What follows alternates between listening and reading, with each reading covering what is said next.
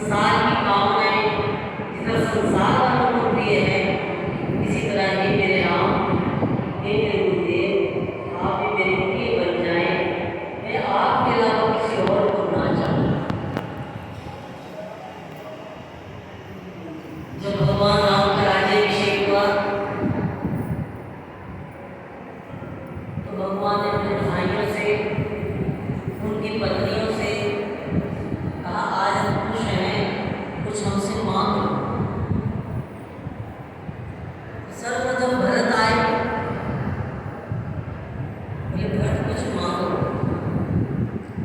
हाथ जोड़ के की विनती करी, भरत न धर्म न काम रुचि, कति चमो निर्माण, जन्म जन्म रति राम पद ये जिसके आपको चाहिए। लक्ष्मण जी ने कह दिया, आपके चरणों की सेवा के अलावा मुझे और कुछ नहीं चाहिए। मांडवी ने कहा, सीताराम के दर्शन हो गए तो मुझे सब कुछ मिल गया। उर्मिला ने कहा, प्रत्येक विपरीत परिस्थिति में मुझको धैर्य बना रहे, मैं कभी विचलित ना हूँ, क्योंकि विचलित अवस्था में आपका स्मरण नहीं होगा। कीर्ति का नंबर था, उसने प्रार्थना करी है, भगवान आप जब 14 साल के वनवास में गए और एकाएक सुबह राज्य मिलने वाला था और सुबह आपको रात रात वनवास हो गया और आप बिल्कुल निर्बंध मन से बलकल वस्त्र पहन करके पिता की आज्ञा में ऐसे चले गए जैसे आपको कोई छुआ ही नहीं, बिल्कुल सहज भाव से, सरल भाव से उस आज्ञा का पालन किया। यद्यपि भगवान हम जीवों की तरह विचलित नहीं होते, फिर भी उसने कहा, हे भगवान, हे राम, मुझे बलकल वस्त्र दे दीजिए ताकि उनको देख के मैं समझ सकूं कि ऐसा भी समय आ सकता है, इतना परिवर्तन भी जीवन में आ सकता है कि चक्रवर्ती राजा होने की जगह 14 साल का वनवास हो गया और आप विचलित नहीं हुए। ऐसी मनोस्थिति, ऐसा दृढ़ जो विश्वास है, ऐसा मुझको उत्पन्न हो जाए। इन वस्तुओं को मैं आपसे मांगती हूँ ताकि उनको देख करके मैं हमेशा इस बात के लिए अलर्ट रहूँ, होशियार रहूँ कि जीवन में कभी कुछ भी हो सकता है। अब कहाँ तो भगवान सृष्टि के सब कुछ देने वाले उनसे कुछ मांगने को कह रहे हैं, लेकिन उन्होंने क्या मांगा? वो मांगा जिसको मांग लेने के बाद कुछ मांगना शेष नहीं छोड़े। भगवान की पावन विशुद्ध भक्ति, हमारे गुरु भगवान ने भी हमको उस विशुद्ध भक्ति का, उस निरंतर भक्ति का, उस कामनाओं से रहित भक्ति का उपदेश का जीवन दिया। हम भी अपने जीवन में लौकिक कामनाओं को लेकर कभी भी इष्ट देव से कोई ऐसी प्रार्थना ना करें जिससे वो सोचे कि मैंने तो क्या उपदेश दिया था, है ना।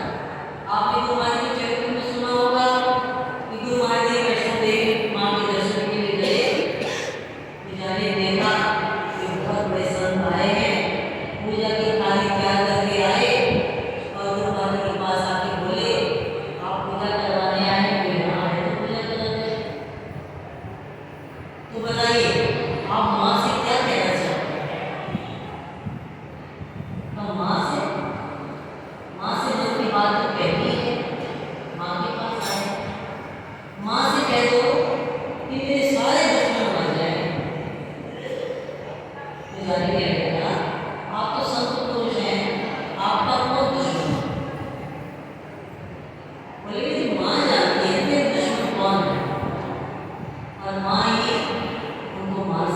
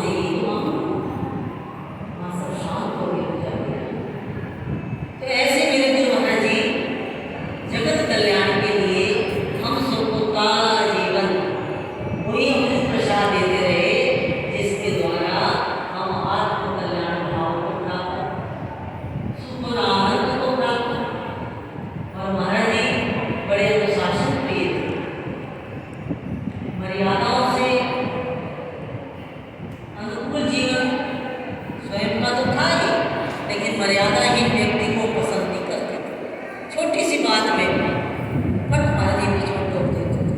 यहाँ तक कि आरती में भी अगर दो आवाज़ें हो जाए तो आप बंद के बड़े करें, चुप, तेरी आवाज़ उससे नहीं निकलेगी। क्यों? उसमें मन जिस कार्य को कर रहा है वहाँ विक्षिप्त अवसर प्राप्त हो जाती है। तो मन के अनुकूल और अनुकूल, जिस अनुकूलता में ईश्वर से संबंध जुड़ा है, ऐसा मन बना देना चाहते थे। एक क्षण भी हमारा मन प्रतिकूल ना हो, अनुकूल इष्ट की, चाहे वो आरती हो, चाहे प्रार्थना हो, चाहे पूजा हो, चाहे सेवा हो, जो भी भाव हैं जो गुरुदेव ने दिए थे, उन सब से हमें आत्मसुख प्राप्त करना चाहिए। और मन में जब तक गड़बड़ शड़बड़ है तो हमारी बहन सुनते थे उन लोगों से, कहे दास जो अंदर काला है बाहर से गुरु को काला है, कहता कुछ है करता कुछ है, तो बाहर भीतर एक नहीं। इसलिए भाई बाहर भीतर एक रूपता महाराज जी चाहते थे। हम उनके चरणों में प्रार्थना करें कि एक रूपता आपकी कृपा से प्राप्त होगी। हमारा मन तो बहुत ही विक्षिप्त अवस्थाओं से घिरा हुआ है, इसको समाहित कर दो कि आपका बन चले, ये आपके नाम और सेवा में खोया रहे। जगत की जितनी भी परिस्थितियां हैं, ये मेरे गुरुदेव इन सब में भी आप आए, आप संभालो, इसमें भी आप ही हो, इन सब कार्यों में भी आप ही हो। जब आप शब्द ना होंगे तो ये मन आप में स्थिर हो जाएगा, बन जाएगा, ठहर जाएगा।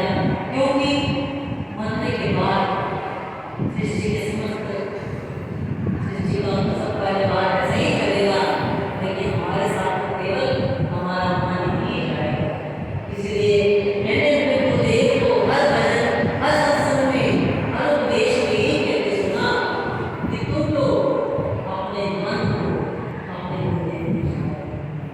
जब तक तुम्हारा मन गुरुदेव के अनुकूल नहीं है, तब तक तुम बाहर से कितने बड़े भक्त बन जाओ, कितने बड़े संत बन जाओ, कितने बड़े प्रतिभाग में आपका स्थान हो, लेकिन महाराज जी के चरणों में उसका कोई स्थान नहीं। अगर उनके चरण में स्थान चाहते हैं तो मन को शुद्ध पवित्र उज्ज्वल करके अपने गुरुदेव के चरणों में समर्पित कर देना है। तन के द्वारा, मन के द्वारा, धन के द्वारा, वचन के द्वारा, हर कार्य के द्वारा केवल गुरुदेव का ही सुमरन हो, सेवा हो। समय बहुत हो गया है, इसलिए